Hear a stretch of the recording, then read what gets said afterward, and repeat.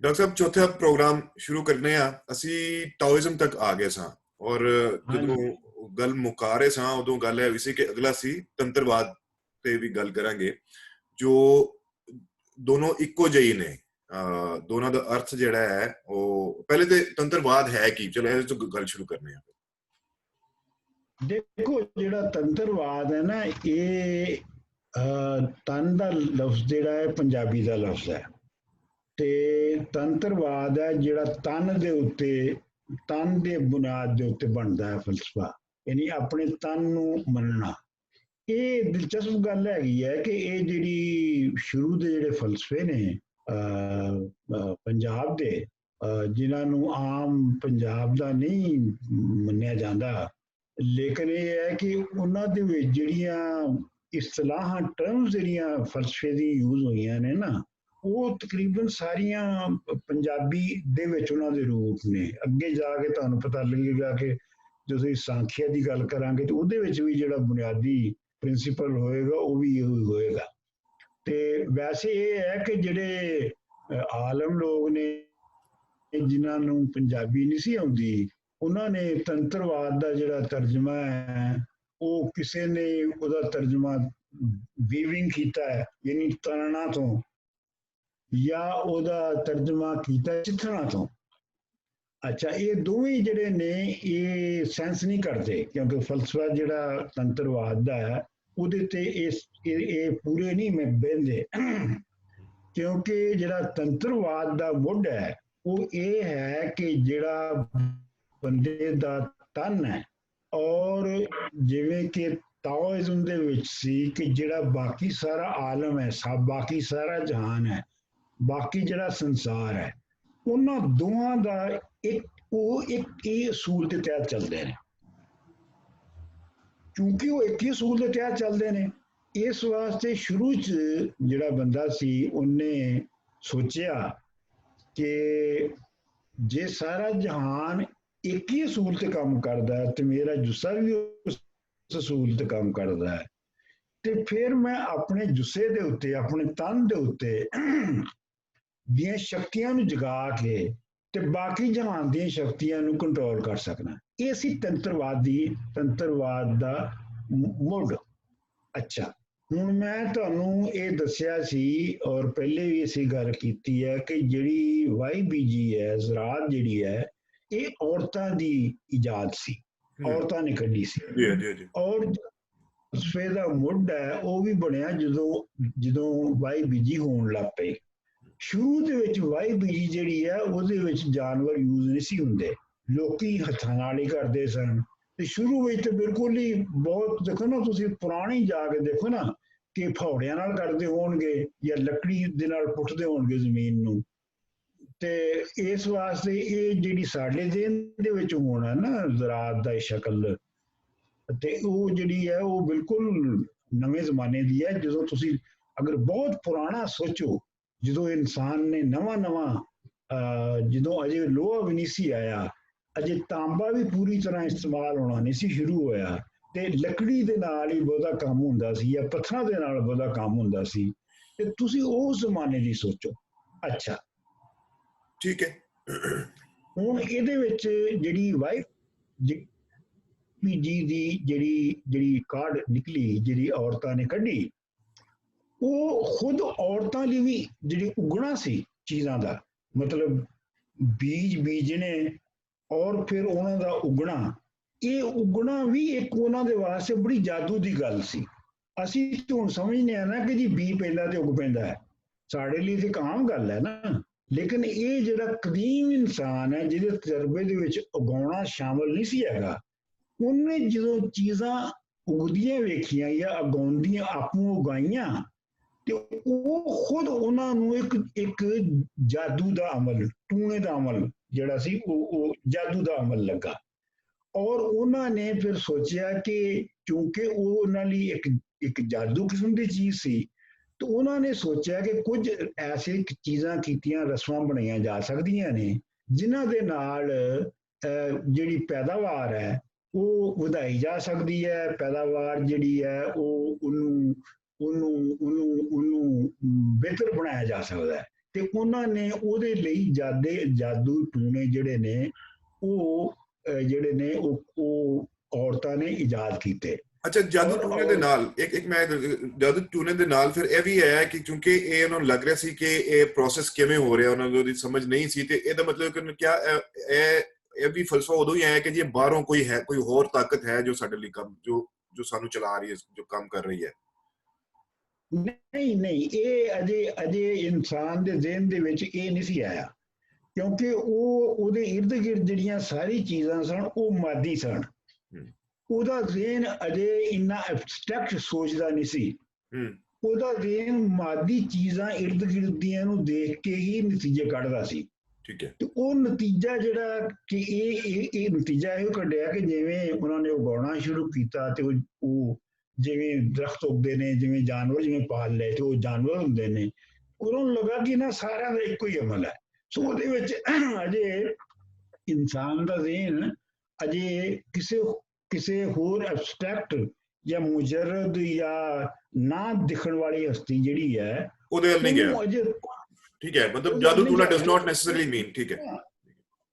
ਹਾਂਜੀ, ਮਤਲਬ ਦੇਖੋ ਨਾ ਉਸ ਜ਼ਮਾਨੇ ਦੇ ਜਿਹੜੇ ਦੇਵਤਾ ਨੇ ਜਾਂ ਤੇ ਉਹ ਦਰਖਤ ਨੇ ਜਾਂ ਉਹ ਸੱਪ ਹੈ ਜਾਂ ਉਹ ਇਸ ਤਰ੍ਹਾਂ ਦੀਆਂ ਚੀਜ਼ਾਂ ਨੇ, ਕੋਈ ਪਹਾੜ ਕਿਸੇ ਨੇ ਮੰਨ ਲਿਆ, ਕਿਸੇ ਨੂੰ ਇਸ ਤਰ੍ਹਾਂ ਦੀਆਂ ਚੀਜ਼ਾਂ ਨੂੰ ਦੇਵਤਾ ਮੰਨਿਆ ਗਿਆ ਨਾ। ਬਿਲਕੁਲ ਠੀਕ, ਬਿਲਕੁਲ ਠੀਕ। ਇਸ ਵਾਰ ਉਹ ਮਾਦੀ ਚੀਜ਼ਾਂ ਨੂੰ ਹੀ ਦੇਵਤਾ ਮੰਨਦੇ ਸਨ, ਬਲਕਿ ਜਿਹੜੇ ਆਪਣਾ ਵੇਦ ਨੇ ਸ਼ੁਰੂ ਦੇ ਜਿਹੜਾ ਰਿਗ ਵੇਦ ਹੈ ਉਹਦੇ ਵਿੱਚ ਜਿਹੜੇ ਖੁਦਾ ਨੇ 4 ਜਾਂ 5 ਜਾਂ 6 ਖੁਦਾ ਨੇ ਜਿਹੜੇ ਇੰਦਰ ਅਗਨੀ ਵਗੈਰਾ, ਉਹ ਵੀ ਉਹਨਾਂ ਦੀ ਵੀ ਸਿਫਤਾਂ ਬੰਦਿਆਂ ਵਾਲੀਆਂ ਨੇ। ਉਹਨਾਂ ਦੀਆਂ ਸਿਫਤਾਂ ਉਹ ਨਹੀਂ ਹੈ ਜਿਹੜੀਆਂ ਬਾਅਦ ਦੇ ਵਿੱਚ ਅਸੀਂ ਭਗਵਾਨ ਦੀਆਂ ਬਣਾਈਆਂ। ਉਹਨਾਂ 'ਚ ਬੰਦਿਆਂ ਵਾਲੀਆਂ ਸਿਫਤਾਂ, ਬੰਦਿਆਂ ਵਾਂਗੂ ਕਰਦੇ ਨੇ, ਬੰਦਿਆਂ ਵਾਂਗੂ ਸ਼ਰਾਬ ਪੀਂਦੇ ਨੇ, ਉਹਨਾਂ ਵਾਂਗੂ ਖਾਂਦੇ ਨੇ, ਉਸ ਤਰ੍ਹਾਂ ਹੀ ਗੁੱਸਾ ਕਰਦੇ ਨੇ ਵਗੈਰਾ ਵਗੈਰਾ ਵਗੈਰਾ। ਸੋ ਲਿਹਾਜ਼ਾ ਅਸੀਂ ਇਹ ਕਹਿ ਰਹੇ ਹਾਂ ਕਿ ਜਿਹੜਾ ਗੁੰਡਾਮਲ ਸੀ ਤੇ ਜ਼ਨਾਨੀ ਨੇ ਜਿਹੜਾ ਸ਼ੁਰੂ ਕੀਤਾ, ਉਹਦੇ ਨਾਲ ਜਿਹੜੀ ਜਿੰਸੇਲ ਹੈ, ਉਹਨੇ ਇਨਸਾਨ ਨੇ ਉਹਨੂੰ ਇੱਕ ਜਿਵੇਂ ਜਿੰਸੀ ਫੇਲ ਦੇ ਨਾਲ ਚੀਜ਼ ਪੈਦਾ ਹੁੰਦੀ ਹੈ, ਇਸੇ ਤਰ੍ਹਾਂ ਹੀ ਉਹਨੇ ਸਮਝਿਆ ਕਿ ਜ਼ਮੀਨ ਵੀ ਇਸ ਤਰ੍ਹਾਂ ਪੈਦਾ ਕਰਦੀ ਹੈ ਚੀਜ਼ਾਂ ਨੂੰ। ਠੀਕ ਹੈ। ਇਸ ਲਈ ਸ਼ੁਰੂ ਦੇ ਵਿੱਚ ਜਿਹੜੇ ਜਾਦੂ ਟੂਣੇ ਬਣੇ ਔਰ ਸਾਰਾ ਕੁਝ ਬਣਿਆ, ਇਹ ਬਹੁਤ ਇਹਦੇ ਸਬੂਤ ਨੇ ਕਿ ਜਿਹੜਾ ਜਿਨਸੀ ਫੇਲ ਹੈ ਇਹਨੂੰ ਪੈਦਾਵਾਰ ਲਈ ਮੁੱਢ ਮੰਨਿਆ ਗਿਆ। ਮਤਲਬ ਇਹ ਹੈ ਕਿ ਮੈਂ ਤੁਹਾਨੂੰ ਮਿਸਾਲ ਦੇ ਤੌਰ ਤੇ ਇਹ ਕੁਝ ਇਲਾਕੇ ਐਸੇ ਸਨ, ਸ਼ਾਇਦ ਹਿੰਦੁਸਤਾਨ 'ਚ ਵੀ ਸਨ, ਜਿੱਥੇ ਕਿ ਜਿਹੜੇ ਵੱਡੇ ਜ਼ਰਾ ਖਾਂਦੇ ਪੀਂਦੇ ਬਹੁਤੇ ਜ਼ਿਮੀਂਦਾਰ ਹੁੰਦੇ ਸਨ ਜਾਂ ਫਾਰਮਰ ਹੁੰਦੇ ਸਨ, ਉਹ ਆਪਣੀ ਜ਼ਮੀਨ ਦੀ ਪੈਦਾਵਾਰ ਵਧਾਉਣ ਲਈ ਜਦੋਂ ਬੀਜਦੇ ਸਨ ਤੇ ਉਹ ਬਕਾਇਦਾ ਮੁੰਡੇ ਕੁੜੀਆਂ ਦੇ ਜਿਨਸੀ ਫੇਲ ਦੇ ਬੰਦੋਬਸਤ ਕਰਦੇ ਸਨ। ਉਹਨਾਂ ਲਈ ਕੋਠੜੀਆਂ ਬਣਾਉਂਦੇ ਸਨ ਤਾਂ ਕਿ ਉਹਨਾਂ ਦੀ ਜ਼ਮੀਨ ਦੀ ਪੈਦਾਵਾਰ ਵੱਧ ਸਕੇ। ਫਿਰ ਇਹ ਵੀ ਹੈ ਕਿ ਐਸੇ ਇਲਾਕੇ ਸਨ ਜਿਨ੍ਹਾਂ 'ਚ ਜਿਸ ਦਿਨ ਫਸਲ ਬੀਜਣੀ ਹੈ ਉਸ ਤੋਂ 3-4 ਦਿਨ ਪਹਿਲੇ ਜਿਨਸੀ ਫੇਲ ਨਹੀਂ ਸੀ ਕੀਤਾ ਜਾਂਦਾ, ਤੇ ਉਸ ਦਿਨ ਕੀਤਾ ਜਾਂਦਾ ਸੀ ਜਿਸ ਦਿਨ ਬੀਜਣਾ ਹੋਵੇ ਤਾਂ ਕਿ ਉਹ ਪੂਰੀ ਤਾਕਤ ਨਾਲ ਹੋਵੇ। ਠੀਕ। ਅੱਛਾ, ਫਿਰ ਇਹ ਵੀ ਹੈ ਕਿ ਐਸੇ ਇਲਾਕੇ ਵੀ ਸਨ ਜਿਨ੍ਹਾਂ ਦੇ ਵਿੱਚ ਜਦੋਂ ਫਸਲ ਬੀਜੀ ਗਈ ਜਾਂ ਜਦੋਂ ਫਸਲ ਵੱਢਣ ਦੇ ਕਾਬਲ ਹੋਈ, ਜਦੋਂ ਵੱਧ ਰਹੀ ਹੈ, ਤੇ ਉਹ ਮੀਆਂ ਬੀਵੀ ਜਾ ਕੇ ਜਿਨਸੀ ਫੇਲ ਕਰਦੇ ਸਨ ਉਹਦੇ 'ਚ ਫਸਲ ਦੇ ਵਿੱਚ। ਸੋ ਕਹਿਣ ਦਾ ਮਤਲਬ ਮੇਰਾ ਇਹ ਹੈ ਕਿ ਜਿਹੜੀ ਕ੍ਰੀਏਸ਼ਨ ਹੈ, ਮਤਲਬ ਇਹ ਕ੍ਰੀਏਸ਼ਨ ਦਾ ਅਮਲ ਹੈ, ਕ੍ਰੀਏਟਿਵ ਅਮਲ ਹੈ। ਠੀਕ ਹੈ। ਔਰ ਕ੍ਰੀਏਸ਼ਨ ਦਾ ਜਿਹੜਾ ਅਮਲ ਹੈ ਉਹ ਜਿਹੜਾ ਹੈ ਉਹਦਾ ਜਿਨਸ ਦੇ ਨਾਲ ਬਹੁਤ ਮੁੱਢਲਾ ਤਲਕ ਸੀ। ਇਸ ਵਾਸਤੇ ਤੁਸੀਂ ਦੇਖਿਆ ਹੋਣਾ ਕਿ ਤਾਓਇਜ਼ਮ ਦੇ ਵਿੱਚ ਵੀ ਔਰਤ ਨੂੰ ਮੁੱਢ ਮੰਨਿਆ ਗਿਆ ਸੀ। ਤੰਤਰਵਾਦ ਦੇ ਵਿੱਚ ਵੀ ਮੁੱਢ ਜਿਹੜਾ ਹੈ ਉਹ ਔਰਤ ਨੂੰ ਮੰਨਿਆ ਗਿਆ। ਹਾਂ, ਠੀਕ। ਔਰਤ ਨੂੰ ਮੰਨਿਆ ਗਿਆ ਤੇ ਮਤਲਬ ਇਹ ਕਿ ਤੁਸੀਂ ਫਰਕ ਕਰੋ ਨਹੀਂ, ਬਲਕਿ ਇਹ ਗੱਲ ਪੱਕੀ ਹੈਗੀ ਹੈ ਕਿ ਜਿਹੜੀ ਜਿਹੜੀ ਪੰਜਾਬੀ ਰੀਤ ਹੈ, ਜਿਹੜੀ ਪੰਜਾਬੀ ਕਲਾਸੀਕਲ ਰੀਤ ਹੈ, ਉਹਦਾ ਜਿਹੜੀ ਔਰਤ ਦਾ ਪੁਰਾਣਾ ਜਿਹੜਾ ਵਿਖਾਲਾ ਹੈ, ਜਿਹੜਾ ਔਰਤ ਦਾ ਪੁਰਾਣਾ ਕ੍ਰੀਏਟਰ ਦਾ ਵਿਖਾਲਾ ਹੈ, ਕ੍ਰੀਏਟਰ ਹੋਣ ਦਾ ਵਿਖਾਲਾ ਹੈ, ਜਨਨੀ ਦਾ ਵਿਖਾਲਾ ਹੈ, ਉਹ ਤੁਹਾਡੀ ਜਦੀਦ ਜੋ ਤੁਹਾਡੀ ਕਲਾਸੀਕਲ ਪੋਇਟਰੀ ਦੇ ਵਿੱਚ ਵੀ ਥਰੂ ਆਊਟ ਉਂਝ ਹੀ ਆਇਆ ਹੈ। ਤੇ ਮਤਲਬ ਇਹ ਹੈ ਕਿ ਤੁਸੀਂ ਦੇਖੋ ਬਾਬਾ ਫਰੀਦ ਤੋਂ ਲੈ ਕੇ ਤੇ ਵਾਰਿਸ ਸ਼ਾਹ ਤੱਕ ਜਿਹੜੇ ਹੈ ਉਹ ਔਰਤ ਨੂੰ ਔਰਤ ਦੇ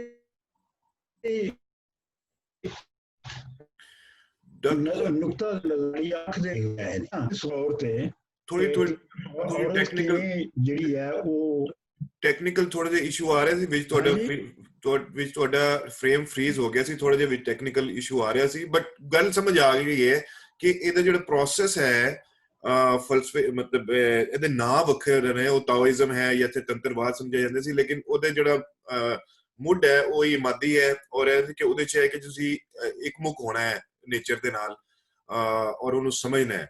ਲੇਕਿਨ ਹੁਣ ਉਹਦੇ 'ਚ ਇਹ ਜਿਹੜੇ ਨਾ ਚਾਹੇ ਕ੍ਰੀਏਸ਼ਨ ਦਾ ਪ੍ਰੋਸੈਸ ਹੈ ਜਿਸ ਤਰ੍ਹਾਂ ਵੀ ਹੈ, ਉਹਦੇ 'ਚ ਹੈ ਕਿ ਸਰੀਰ ਦੀਆਂ ਤੁਸੀਂ ਸ਼ਕਤੀਆਂ ਜਗਾਉਣੀਆਂ ਨੇ, ਉਹ ਹੁਣ ਸਰੀਰ ਦੀਆਂ ਸ਼ਕਤੀਆਂ ਕਿਵੇਂ ਜਾਗਦੀਆਂ ਨੇ, ਕਿਸ ਤਰ੍ਹਾਂ ਜਗਾਈ ਜਾਂਦੀਆਂ ਨੇ ਜਾਂ ਉਹ ਮੈਂ ਗੱਲ ਕਰਨਾ, ਲੇਕਿਨ ਮੈਂ ਆਪਣੀ ਗੱਲ ਨੂੰ ਜਿਹੜਾ ਸਾਬਤ ਕਰਨ ਲਈ ਕਿ ਪੰਜਾਬੀ ਦੀ ਕਲਾਸੀਕਲ ਰੀਤ ਦੇ ਵਿੱਚ ਕਿਵੇਂ ਔਰਤ ਦਾ ਉਹ ਆਇਆ ਹੈ, ਔਰਤ ਦਾ ਜਾਦੂਗਰ ਹੋਣ ਦਾ ਜਾਂ ਔਰਤ ਦਾ ਉਹ ਜਿਹੜਾ ਤਸੱਵਰ ਹੈ ਉਹ ਕਿਵੇਂ ਆਇਆ ਹੈ। ਮੈਂ ਤੁਹਾਨੂੰ ਬੁੱਲੇ ਸ਼ਾਹ ਦੀ ਕਾਫੀ ਥੋੜੀ ਜਿਹੀ ਕੋਟ ਕਰਨਾ ਹੈ। ਬੁੱਲੇ ਸ਼ਾਹ ਦੀ ਕਾਫੀ ਹੈ, ਇੱਕ ਟੋਟਾ ਚੰਬਾ ਗਾਵਾਂਗੀ, ਇਸ ਟੂਣੇ ਨੂੰ ਪੜ ਫੂਕਾਂਗੀ, ਸੂਰਜ ਅਗਨ ਜਲਾਵਾਂਗੀ, ਅੱਖੀਆਂ ਕਾਜਲ ਕਾਲੇ ਬਾਦਲ ਭਵਾਂ ਸੇ ਆਗ ਲਗਾਵਾਂਗੀ, ਸੱਤ ਸਮੁੰਦਰ ਦਿਲ ਦੇ ਅੰਦਰ ਦਿਲ ਸੇ ਲਹਿਰ ਉਠਾਵਾਂਗੀ, ਲਾਮਕਾਨ ਦੀ ਬੇੜੀ ਬਹਿ ਕੇ ਲਾਮਕਾਨ ਦੀ ਬੇੜੀ ਉੱਤੇ ਬਹਿ ਕੇ ਨਾਦ ਵਜਾਵਾਂਗੀ।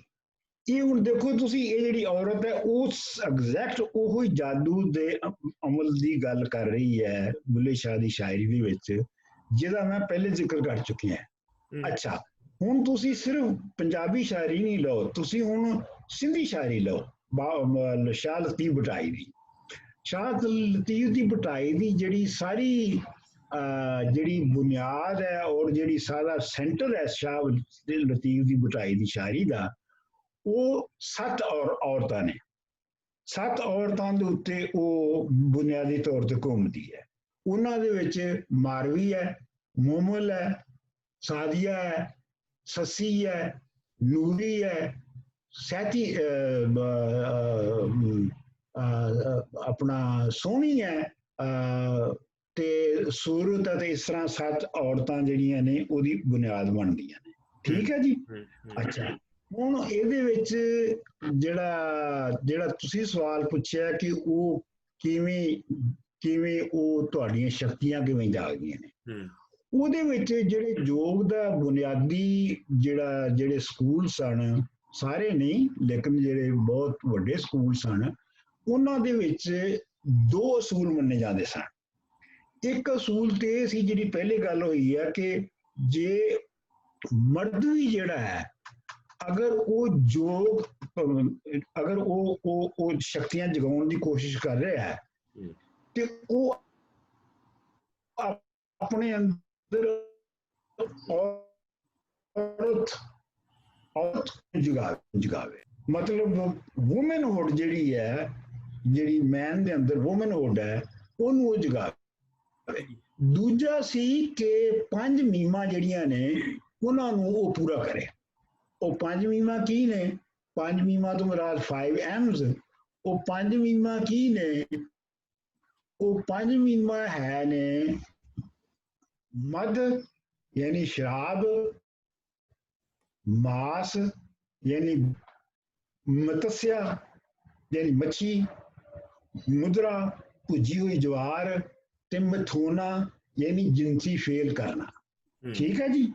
ਇਹ 5 ਚੀਜ਼ਾਂ ਜਿਹੜੀਆਂ ਨੇ ਇਹ ਲਾਜ਼ਮੀ ਨੇ ਔਰ ਇਹਨਾਂ 5 ਚੀਜ਼ਾਂ ਨੂੰ ਕਰਨ ਨੂੰ ਇਵੇਂ ਮੰਨਿਆ ਜਾਂਦਾ ਸੀ ਕਿ ਜਿਵੇਂ ਤਲਵਾਰ ਦੀ ਧਾਰ ਤੇ ਚੱਲਣਾ ਹੈ। ਇਹ ਜਿਹਨੂੰ ਪੰਜਕਾਰਾ, ਇਹਨੂੰ ਹੀ ਕਹਿੰਦੇ ਨੇ ਪੰਜਕਾਰਾ ਜਿਹੜਾ। ਹਾਂਜੀ, ਤੇ ਤਲਵਾਰ ਦੀ ਧਾਰ ਤੇ ਚੱਲਣਾ ਹੈ ਤੇ ਸ਼ੇਰ ਦੇ ਨਾਲ ਜੰਗ ਕਰਨੀ ਹੈ। ਇਹ ਇਸ ਤਰ੍ਹਾਂ ਦਾ ਅਮਲ ਹੈ। ਇਹ ਮਤਲਬ ਕੋਈ ਛੋਟਾ ਅਮਲ ਨਹੀਂ ਹੈਗਾ, ਇਹ ਬਹੁਤ ਵੱਡੇ ਅਮਲ ਨੇ।